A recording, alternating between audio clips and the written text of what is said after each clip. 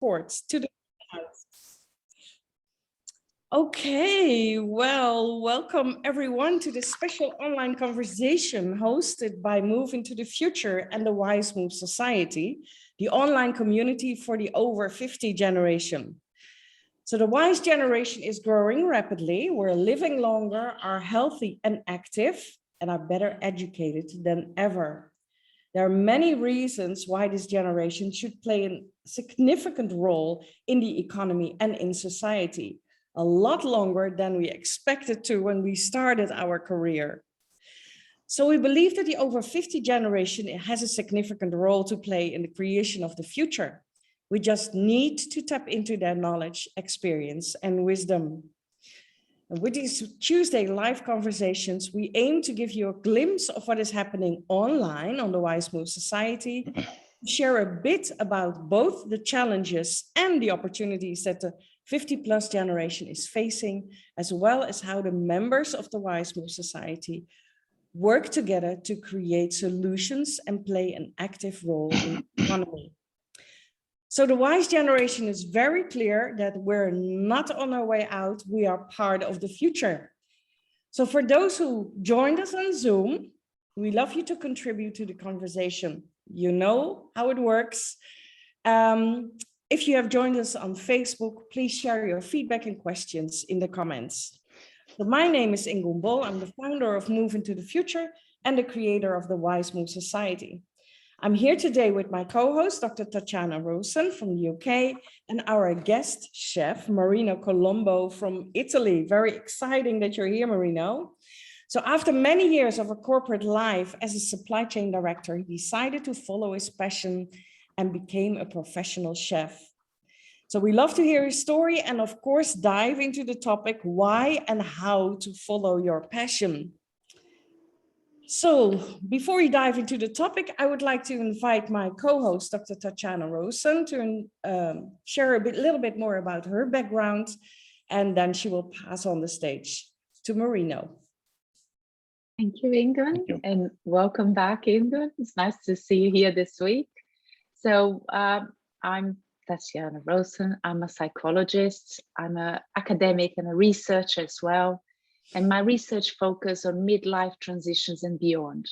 So how can we live fulfilling lives from midlife onwards, actually at any age that we are. And I'm really, really keen to hear what you came to talk to us about, Marino, because passion is something that a lot of us talk about, but very few of us really embrace and pursue. So it's a pleasure. I would like to pass on the mic to you and invite you to join us in the conversation. Okay, thank you very much, Tatiana. As you said, I'm Marino Colombo. I am 75. I live in Milan, the town where I was born and spent most of my life. I graduated in applied maths at the Milan University, but also very important, beside that, I'm always very much interested in food, wine, and cooking since the very beginning, since I was a child. And I always been cooking at home. My wife basically doesn't know how. And in the 90s, I also got the sommelier qualification by AIS, the Italian Sommelier Association. Having said that, now I will make a quick overview of my professional career. I started working in a small consulting company as a Fortran 4 programmer. Fortran 4 was a mathematical programming language. And I was developing simulation models using these programming languages for some Italian committee, the CNR, the Italian National Research Committee, and also some contract with the EEC, the European Committee. After 8 years in that job, I moved to the Italian subsidiaries of the Otis Group, the elevator company. And I reached the IT, the information technology department there as a programmer analyst. And I stayed there for a couple of years. And the major project I developed was the company budget and forecasting system. We gave me the opportunity to go deep inside, the structure and the mechanism of the Otis Group. And that was very important for my future job in 3M, which I finally joined in 81. I was 35 by that time. I joined 3M Italy. 3M, everybody knows 3M, the St. Paul, Minnesota-based company. And I was working the IT department, of course, and I was responsible of the decision support group. It was a small but very clever group in charge of developing application systems in order to facilitate and to support the decision process within the various company divisions. So we were namely working very much for the commercial divisions and also for the financial divisions. So, and I used to work very close with the top management, and this gave me a high visibility and also procured me a promotion. And 5 years later, in 87, I was 40 by the time, I moved to Brussels, working at the European headquarters of 3M. And I became the regional IT support manager.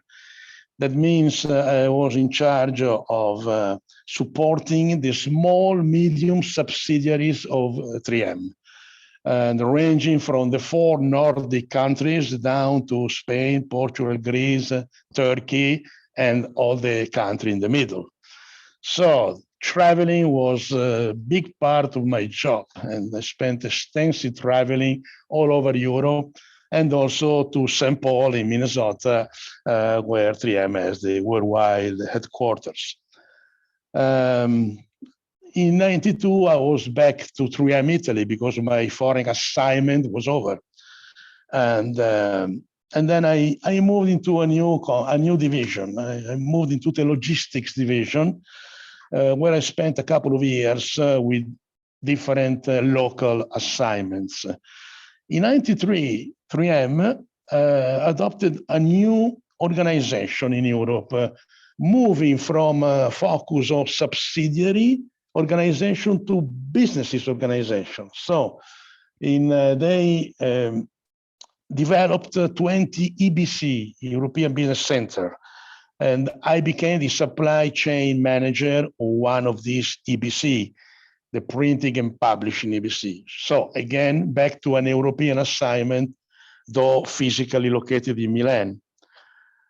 And 2 years later, in 96, when I was 50, 3M decided to get rid of some of their businesses based on old analogical technologies, and which were becoming not profitable, and made a major spin-off where a totally separated company was created. Imation was the name of this company. The printing and publishing EBC where I was working joined Imation because it was still based on the old analogical technology. And I had to join the Imation company with my big disappointment because I was pretty much happy to work in 3M. In 98, a couple of years later, I quit Imation, taking advantage of a good exit package for managers. And that was a good move because a few years later, Imation was dismantled and all its pieces were sold to various different European companies. I was 52 by that time.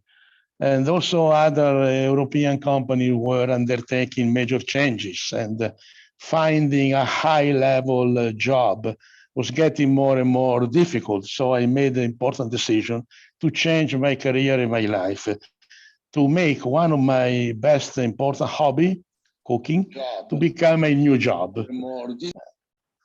And the project of running to have my own restaurant took place. And, at that time, I just had become vegetarian because my wife forced me to become vegetarian because I had some tedious health problem. And that was another reason, more reason to think of a restaurant, of something different, not the usual traditional restaurant, but something special, something different, a vegetarian restaurant where at that time there was not very popular, the vegetarian and vegan restaurant. So it was a big challenge. And but I decided to undertake that because we were both strongly believing in that. And so I spent 1 year working free without any salary, working free by a vegetarian deli run by a friend of mine in Genova, because this guy had just moved from Milan to Genova to open this kind of activity. So I was there 1 year and I gained a valuable experience and I put together a wide recipe portfolio and learn also how to handle strange products like seaweed, tofu, seitan, tempeh, and so on. So 1 year later, I had my own restaurant in Genova because by the time I started to be pretty known also in Genova.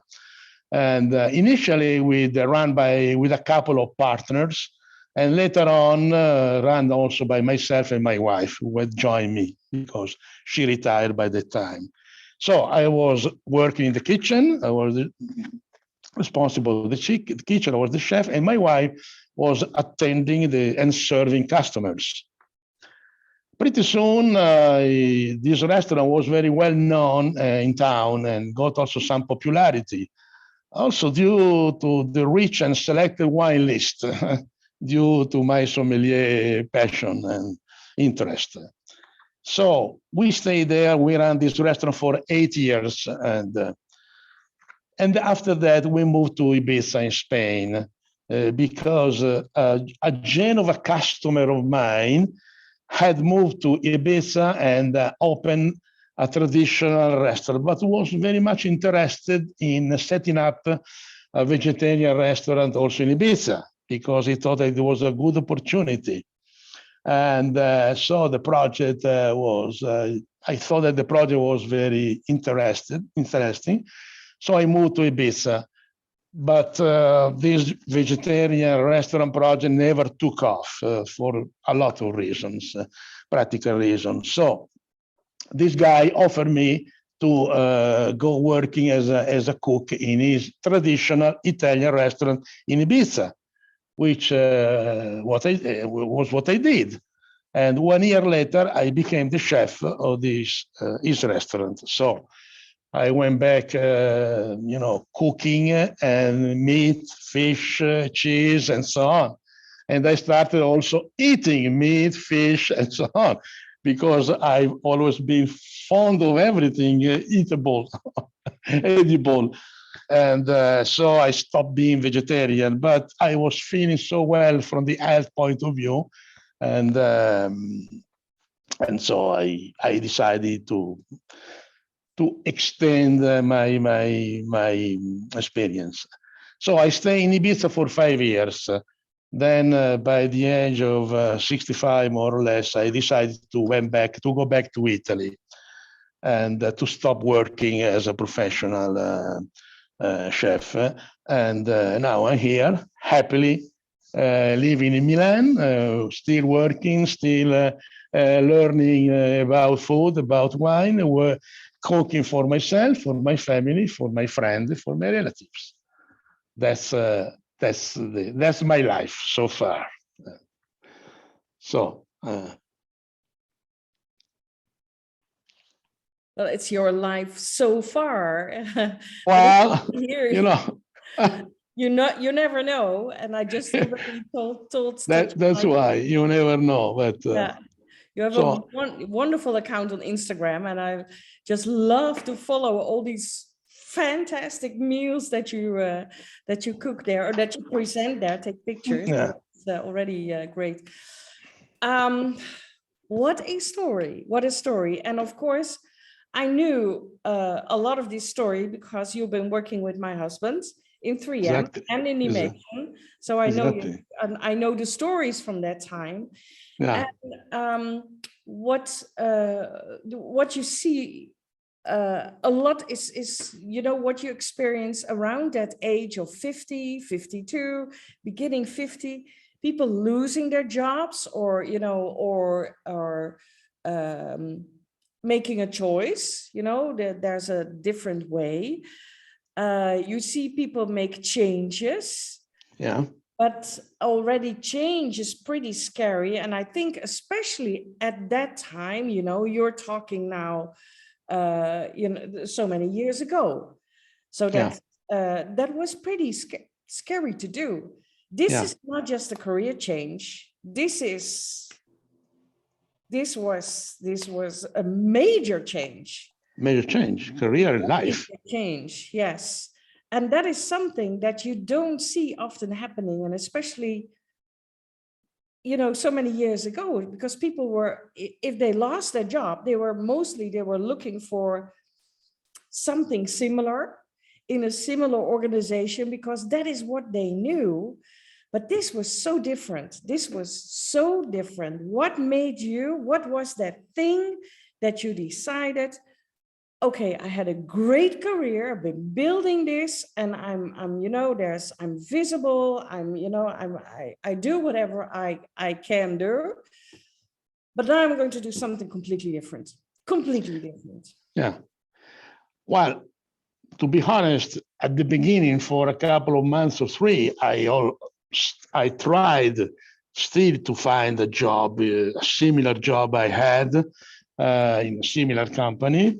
But I pretty soon realized that it wasn't very easy, and I got tired of, you know, of calling people, trying to make an appointment, sending CVs that most people not even was reading, and the passion for cooking and food and wine was so strong. So I decided to quit everything, change completely my life.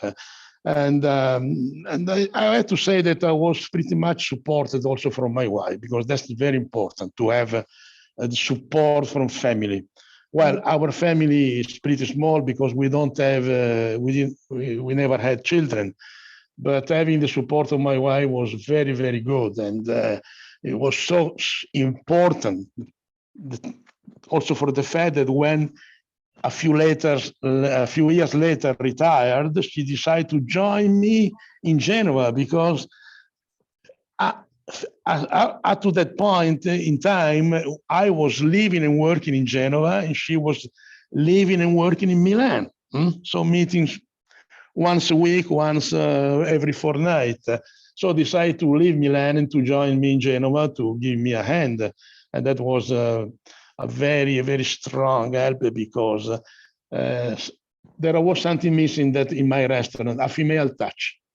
And I had to say that my wife brought together with her such a strong female touch that the customer really appreciated very much. And and also because I thought that undertaking such a kind of job, I was expecting much more gratification than during my corporation activity. And that was the case. And that was really the case, because when I was running my restaurant in Genoa, I was a real happy man. I was able to decide everything. I had the perception that I was really making my life without any interferences from other people or from the organization. And so the level of satisfaction was the highest. I never had such a level of satisfaction while working. I was working in the corporate company, and I had many of them, but never such high level of satisfaction. And I see it when you already talk about it. Mary Jane, I come to you in a minute. I first want to move to Tatiana. what you see a lot right now also in research and how to move forward towards the future. You're talking about this multi-stage life, you know, and you know, that people really need to be aware that during their whole working life, which will probably be much longer than what it was between 20 and 65. Okay, I just muted you. Nice music. But so it will be a longer working life, and it will be much more divided in multi-stages, so also really different careers than the ones that they will be studying for at the beginning. So what do you see happening if we're looking at research that is being done? We see that the pattern of these radical career changes is becoming a bit more common, a bit more prevalent. Well, whether in the 90s it was very unusual someone to get out of one career and get into something completely different, these days is becoming much more acceptable. In part, it's because our knowledge about what we do has been changing so fast that the education you had in your younger years doesn't necessarily serve its purpose anymore to what we do now. So that's part of that. Second, the whole fluidity of the job market as well encourage people to go and try different things. I think Marino shared his story. I really like that he mentioned he tried to find a similar job. We tend to, at the first instance, to go with what we used to, out of habit, out of I would say out of imagination, but I think it's out of habit, because it's very difficult to dare and to take that step. But much more often we see people doing that and being successful. I quite like, Marino, when you said your level of satisfaction was so high because you were making your life. And I think that is something really meaningful when you get to that stage. Making that radical career change is making that choice. It's a choice of doing something we really want to do, and then getting something that's much bigger out of it than just the job, just the day-to-day. Mm-hmm. Very, very true. Yeah, but it was not, yes, it was not just a complete career change, but also moving from employee to entrepreneur. Exactly. That's also huge. Yeah, yeah. That was the part that I liked less, you know. Well, I mean, because all these management of the business, having to deal with suppliers, having to deal with the financial person who was following, having to deal with the tax regulation and so forth, was distracting me from cooking. Mm-hmm. Because my passion was cooking. And unfortunately, I had to deal also with those things. And then my wife, when joined me, helped a little bit, but the company was in my name, and so and that was the less pleasant part of the job. But of course, I had to do with that. And but cooking was my objective, my goal, and my pleasure. Mm-hmm. The pleasure. And running my own restaurant, I was able to decide the menu I wanted. And being also not a traditional restaurant, I was in the condition of dictating my menu, you know what I mean? And not to listen to only listen to a customer requirement, which is a good thing for a business practice, but so I was driving. I was driving the customer. I was not driven by them. Mm-hmm. But because of the special kind of restaurant, the special kind of food I was making, this was also another factor of my major satisfaction. For instance, when I was working then in Spain, and I was producing a normal traditional meal. Also there, the satisfaction was high, but not as high as in my restaurant in Milan.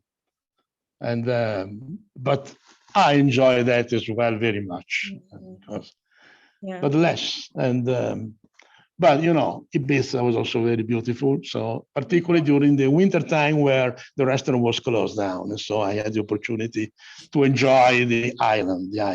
Yeah, absolutely. Yeah, it's what we call, you know, being able to create something, to innovate. You know, it is not about, there are already so many restaurants, and I see that there's a lot of people, for instance, from the UK. So as long as we do fish and chips, we can survive. That's not what you wanted. It is Exactly. Okay, we're doing this vegan or vegetarian, and this is what we're going to create. It's not yet there, so that is what we can do. Yeah, Mary Jane, you had a question or something to comment?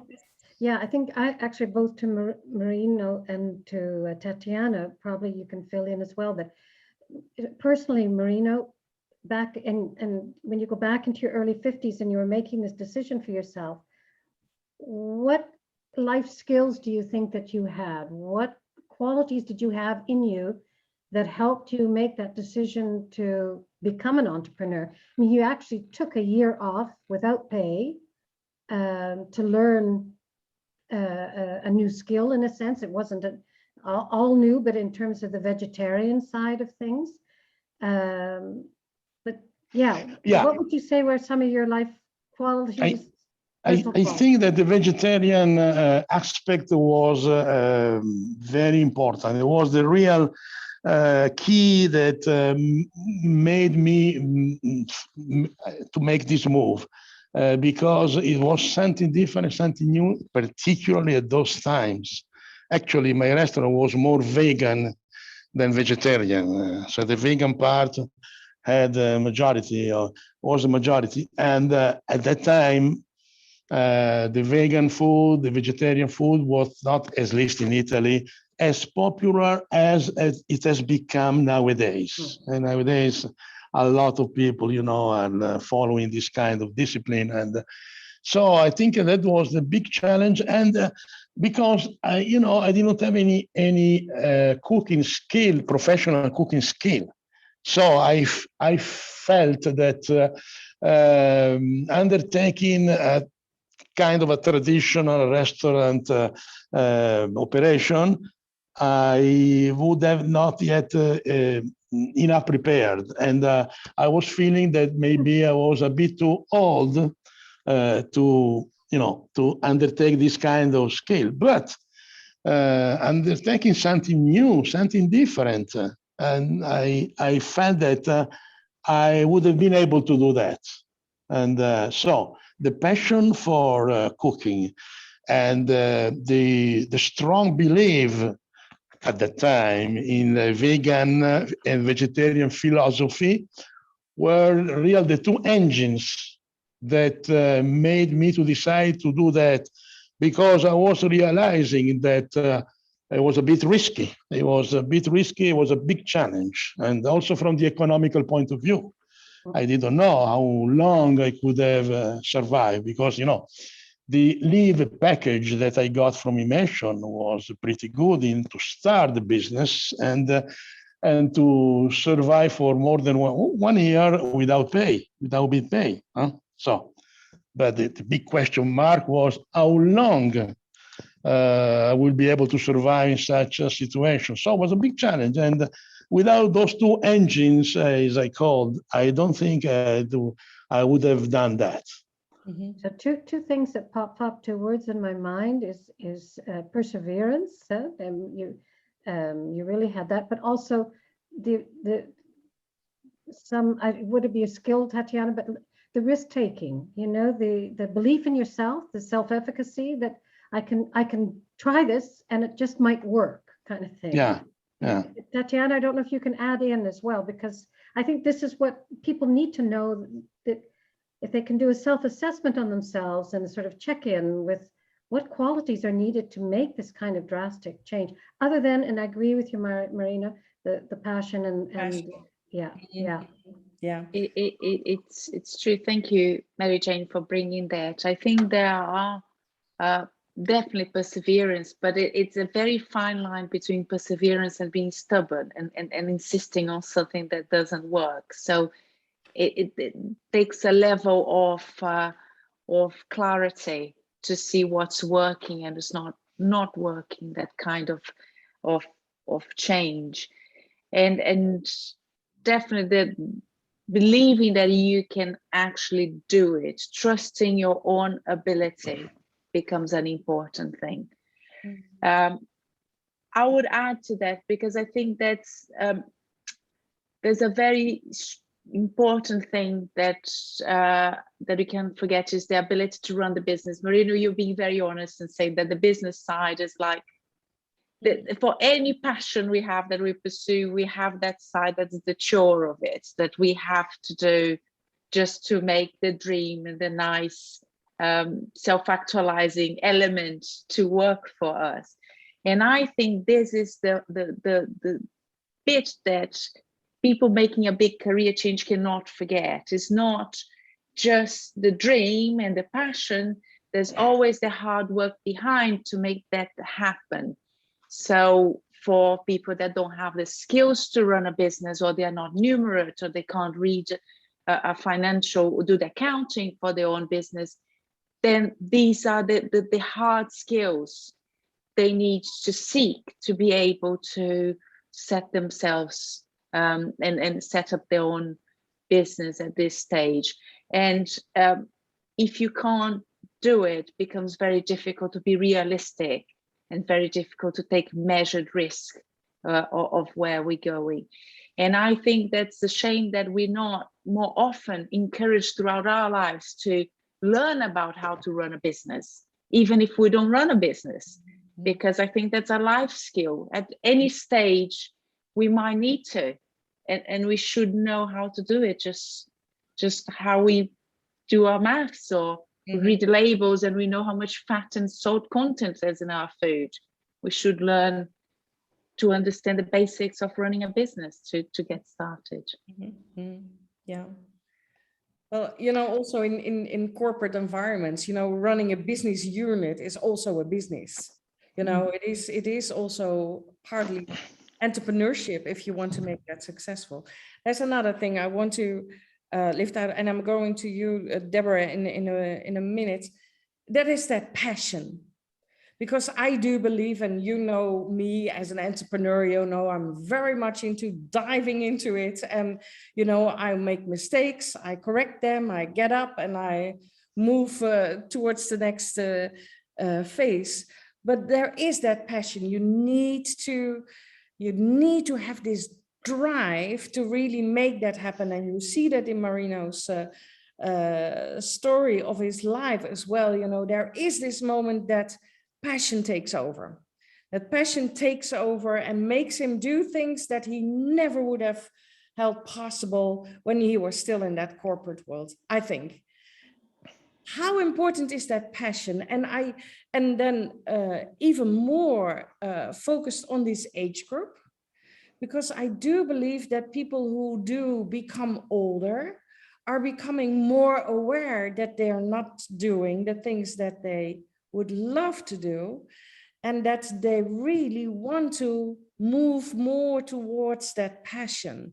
And I love to hear your comment first, Marina, because I see you nod, and then I love to hear Tatiana's more scientific approach. How important was that passion for you, Marino? Oh, yeah. Well, I mean, it's always been pretty much important, because I remember several times during, crisis, which you ran into when you are working for a corporate level, a corporate company at a certain level. Every time I had a crisis, and I say, oh gosh, I will leave the company, quit everything, and run a restaurant. But it was just a dream, because I know that I used to think that and to say that to myself just as a way of, you know, of be able to go back and strive again. So that was something that I felt several times. Every time I had a crisis, I was thinking of that. When then I had the biggest crisis, you know, and in a way I lost my job, even though I voluntarily left the company because I didn't see any future in animation. No? And so that was the biggest crisis. And so I said, that's the moment I have to do that. This is the moment I have to do that. And I think that was the passion because, you know, the technical skills, I had already a few technical skills because even though cooking at home is not the same as cooking in a professional restaurant, mainly for the organizational point of view, but the very technical skill, like, you know, handling knives in a proper way and so on, is more or less the same. So the technical skills were not scaring me. I already had that, and then I said, I should be able to learn them pretty soon. And then also, one interesting thing I noticed between myself and the young people working in the kitchen, and the speed of acquiring knowledge from myself was much higher and stronger than the young people, though they were younger than me with much more energy, because I had already such a kind of maturity, I mean mental maturity, that allowed me to learn things quicker than them. Because when I first started working in Ibiza in the traditional restaurant, it was a big change as well. That was a second change within my change, because I was feeling very comfortable after 8 years in my own vegetarian restaurant, you know? And so when I undertook another change, well, though the goal was to create another vegetarian restaurant in Ibiza, but then I had to undertake another change. So I started working for 1 year in this traditional restaurant, and a lot of things were new for me, because I was not used to professionally cook meat and fish and so on. But in 1 year, I learned so quickly, again, the passion and the maturity. And so I became chef of this restaurant 1 year after, because I think that the honor was so evident for the owner about my skill, my passion, and my you know that. I think you're right. It is the combination of passion and maturity and really wanting to make it happen. That is also, you know, the drive of doing that. Yeah, and this is something that young people don't have, the maturity, or at least most of them not have. Yeah. And the maturity help a lot, and helped me a lot. Yeah, I think also the moment, and Tatiana, I would like to involve you also in this question. You know, normally we have to choose which direction we're heading when we're 17, 18, 16, maybe 8, maybe even, you know, to already make that first choice in which direction then we're heading, and we are in university, or, you know, at cooking school or whatever, and then we feel like, is this really what I want? That passion part is something that's you know, with age, I think it's something that becomes more important for that you become more aware that this should be part of your life. Okay, so yeah, let's leave it at that. And how important is it to really follow that passion? If you also look at, we need to work longer and we need to age healthier mentally as well, because I think also there is something in that passion part. Well, if I had yes, 2 words, and then I'm going to Tatiana. 2 words is that you're right. I mean, running a restaurant as a chef and as an owner, forced me to work almost 12 hours a day for 7 days a week, basically, because also when the day off, the restaurant was closed, but I had to do some work in any case. So that's something that when you're 50-year-old, you can accept more than when you're 20, or at least that was for me. I don't think that I would have been able to do that. I would have been pleased to do that when I was 20 or 25 years old, because I had also some other interests, you know. That's it. That is you're right. So. Okay, I do agree. Tatiana. I think that there's so many interesting things to comment. The first one I would like to comment on is that, Marino, you talk about the speed of acquiring knowledge. This is the one of the biggest misconception of when we age, because we tend to think of aging as a cognitive decline, as we become slower learners, and this is actually a myth.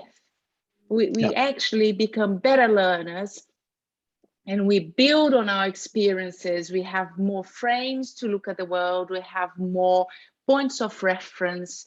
So the speed of acquiring knowledge and building the bricolage of things that we're collecting along the way is actually quicker. We do, and not only quicker, but much more solid, because we're working with those reference points. But unfortunately, overall, or generally speaking, people have this belief that young people learn fast. Well, maybe learn a foreign language is easier when you're younger, but that's not the only type of learning we have to undertake in our lives. So, and I think this is very important to emphasize, because anyone listening to you now, Marino, is thinking, oh, hang on, maybe Marino's genius and acquiring knowledge is really fast, and I want to talk to them as well, that actually is there for everyone to benefit. And the second is the passion, as Ingun, you're saying, that sometimes we choose something to do young that is not what we're passionate about. Sometimes it's something we're good at.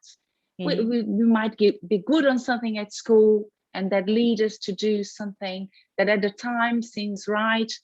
And as we change, life shows us what's important for us, and we're all unique, and we're all going to have different things that sings to us. But again, we're not necessarily going to access that early in life, because we have our own journey to find these things. And some of us find our passion very early on, and I think that's fantastic. Others find a bit later, and then that's fine as well. So it happens when it happens, and I think that I'm a believer that we should at least give it a good shot of trying to do it, because otherwise that's never resolved. That's always stays here as something that one day I might get to do that. So these are my two thoughts. I'm going to pass on to Deborah, because I can see her hand is up. Deborah, we don't hear you. Can you hear me now? Sorry. Okay. There's so many beautiful topics that have been covered here. And Marino, kudos to you for taking on the challenge and having the courage to go on this journey. Because I think that we're all mature enough to know that life is sort of, if we can look at it as a journey, sometimes these changes are gifts, because then we're taken in the direction that's going to let our passions just soar. And you took it and you did something with it. And there's so much uncertainty in life itself. Nothing is a given. And you had years of all this support. And then you took the challenge to go into the arena of uncertainty, but it was your passion and your motivation of your health. You had a double whammy. I have to get my health better, and I have to listen to my passion, because my passion is coming out and wants to be expressed. And that's just so important, is who are we as individuals? What gifts do we have to bring out to the world so the world can experience not only who we are, but what I can give them so I can make life better for them. And that's a very special gift, very special gift. So I have a question for you, is what are you doing now? Good question. Yeah. I'm still cooking, but not professionally. Now I'm cooking for myself, for my wife, for my relatives, and for a lot of friends that are very, very happy to come home and to enjoy my food. And also I'm very passionate for wine, so I'm studying a lot, attending a lot of wine tasting. And I also reading a lot, not only about gastronomic or wine matters. I can find also time to reading a lot about the universe, about how the universe is moving, how the universe was formed. So all these kind of topics that made you think about God, about the existence of God, about what we are going to become after the obvious death. And I'm afraid I didn't find that answer in religion, and I try to find the answer into science, and knowing that I will never find that kind of answer, but at least it gives me some hope. And and I also a big jazz fan, so I also listen pretty much to jazz. So I'm kudos on you, because change. People are very afraid of change. Yeah. And behind the change, there is usually a gift. Yeah. And like I say, kudos to you. Yeah. Just for your information, Marino, Deborah is she's from Victoria, Vancouver Island, so other side of the United States, and she's our yoga and health teacher mentor on the Wize Move Society. So I see. Actually, I cannot say this out loud, but she's your age. Ah. And Ingun, I just have to jump in. I'm sure Deborah would love, but the other side of Canada, not the US. Yeah, right. And Marino, I love Italy. Italy is so romantic and passionate, and it's just so juicy. It's just so juicy. Well, and this is, by the way, Marino, your old friend Peter joined in. I don't know if you can see that he's, I don't know, Peter, do you want to say something? Do you want to add something here? It's very quiet. How do I do that? Can you hear me? Yes, we can hear you, yes. Okay. Yeah, what should I say? My dear old friend. He's my supply chain buddy, and he loves food, and I love food. So it's a pity that he lives far away from me, so I could visit him every week. You're right. It's okay. That's okay. And whenever you decide to come to Italy, you will be my guest. You know that. I will for sure. Good. Yeah,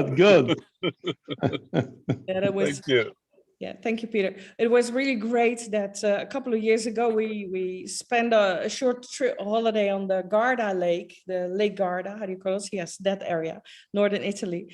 And we had a lunch meeting with Marino and his wife. And so we thought, okay, this is a couple of hours, and then we proceed going to Milano and things like that. I think it was after 7 hours and so many plates later that we thought, okay, so this is really a long and extended lunch. That was really great.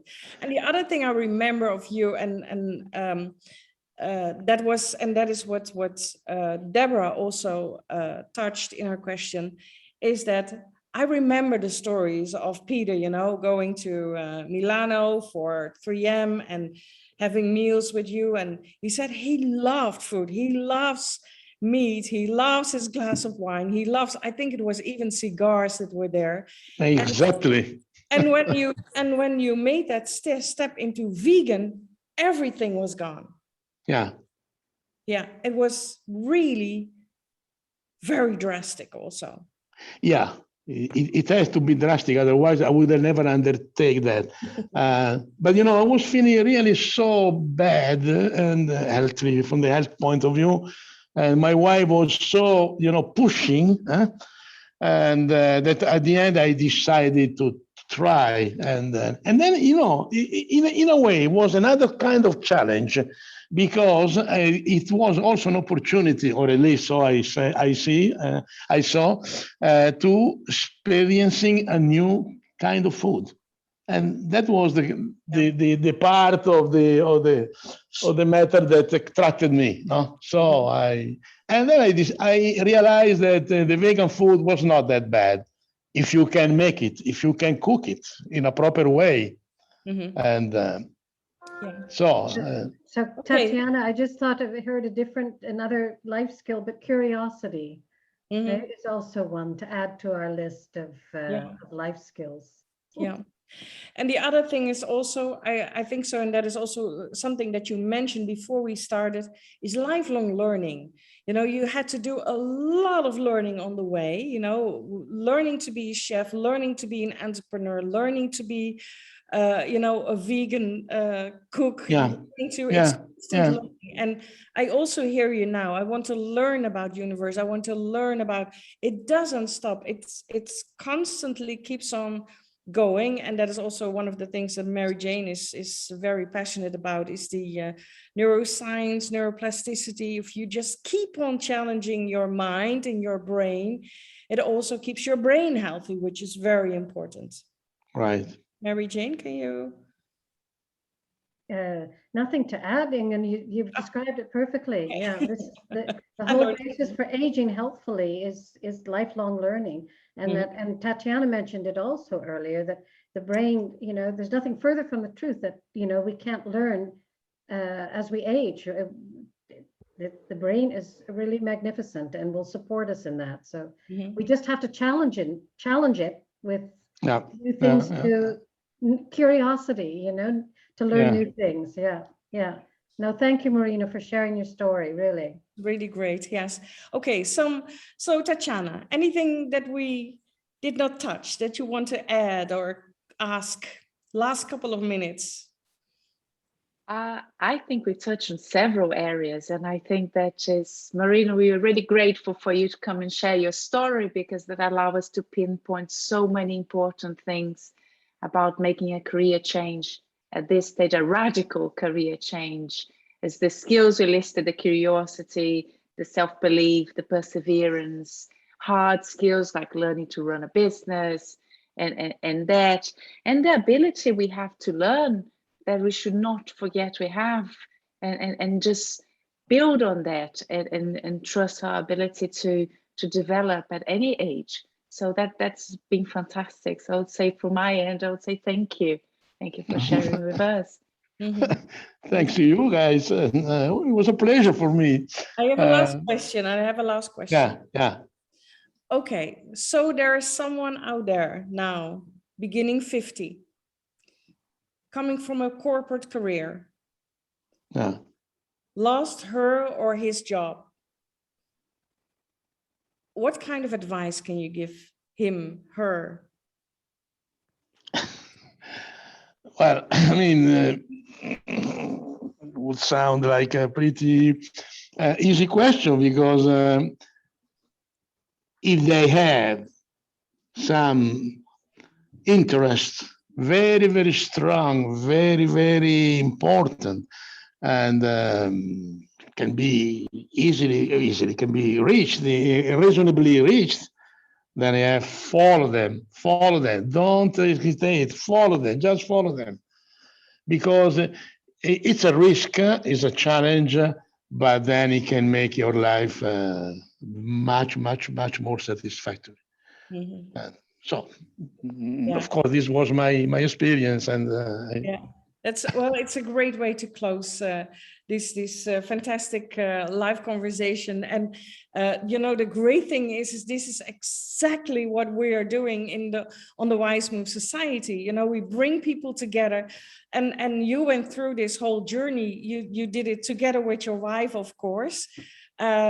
But it's so much more easy to go on a journey like this together with people who are, in similar situations or with totally different skills, and really support each other to move through that next phase of our lives. And that is what we're doing on the Wize Move Society.